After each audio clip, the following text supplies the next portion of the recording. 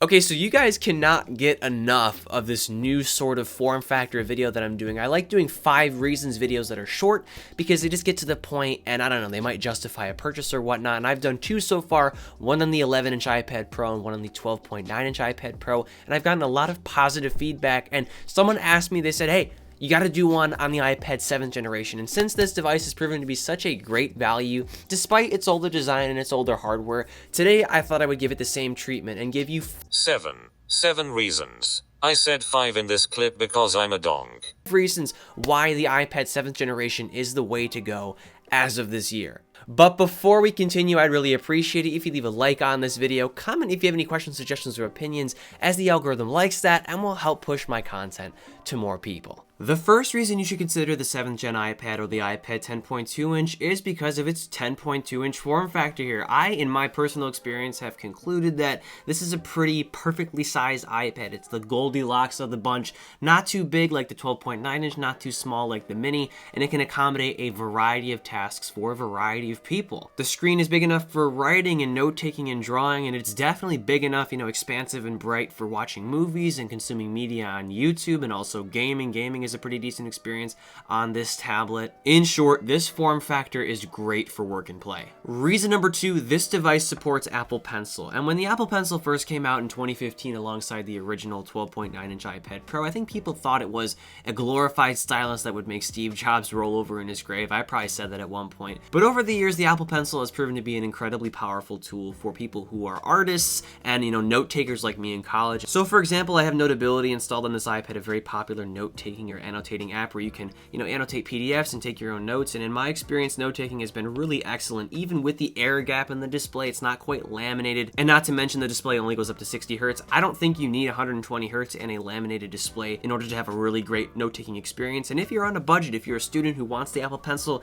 and you want an iPad but you can't afford it and like the Air or the Pro, this is definitely a great alternative. Save your money if you're not doing anything that intensive with your iPad for a living. And the same thing goes for artists. If you're broke and you want the Apple Pencil, which is a powerful tool, it has, pressure sensitivity, as you can see here in the Notes app with the pencil tool that I'm using here. I should really download some art apps to demo, but regardless, if you want an iPad to do art, you don't have to buy the most expensive one to get your work done. This will work quite well, and the price of this iPad will leave you room to buy the Apple Pencil. Reason number 3, just like every other iPad, you get excellent battery life, and truthfully, this might be one of the best performing ones because it doesn't have like a power-hungry A12X chip inside and a more power-hungry, larger, brighter display like you can find on the 11-inch and the 12.9-inch iPad Pro. This device also has great standby time, so if you were to not use this device for like a few days, it wouldn't drain so bad to the point where you'd have to recharge. You'd still have some juice left over to pick up where you left off. And although I don't think it gets exactly 10 hours of screen on time like Apple's figures, I think they only test video playback in that regard,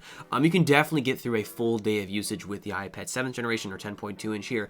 Absolutely no problem. Reason number 4, this device totes the Apple Smart Connector, which can allow you to connect the smart keyboard and other accessories that can make use of it as well. What's great about it is that a lot of the accessories compatible with it, if not all of them, don't require, Bluetooth connections or battery because you have a direct connection for data and power. So that's pretty convenient and sort of a pro feature that you get with this cheaper iPad. Reason number 5, the hardware and software in this device are just excellent even in 2020. The optimization is obviously there because Apple makes the processor and the operating system on this device. And though the A10 is more than 2 years old now, I think closer to 3 years old right now, and though it doesn't stack up perfectly to the newer processors, it can still push the iPadOS experience very, very nicely. And speaking of iPadOS, it's on this device, and as we know, Apple has made some pretty serious changes to it in regard to file management and in regard to multitasking and stuff. It's a very capable operating system, and the fact that they don't water things down on their cheaper devices is great, so you get the same experience, albeit it's not as great on this cheap device, just like you do with the Mini and the Air 3 and the 2 iPad Pro models. So again, you get the same operating system, the same features, the same apps, just like you would on an iPad, even if it costs twice as much. Reason number 6, this thing is cheap. It starts out at $329 at the 32GB model, which is, very small, mind you, but if you're doing mostly web-based tasks like watching YouTube or taking notes on the cloud, because some apps will sync with the cloud, it's definitely a big enough form factor, although kind of a tight squeeze, I'm not gonna lie. And also, you have to keep in mind that there are sales going on as well. So for example, Walmart is selling the 32GB model for $279 right here. I saw one listing for $249 at Staples. Here we go. So this thing is always going to be on sale. There's always going to be a great price on it, significantly cheaper than Apple's original MSRP. So always be on the lookout for, you know, better pricing for this tablet. The same thing happened with the 6th gen, similar pricing across the board. So yeah, you're often paying anywhere from $250 to $280 to possibly sometimes $330 if you're buying this directly from Apple for all of this,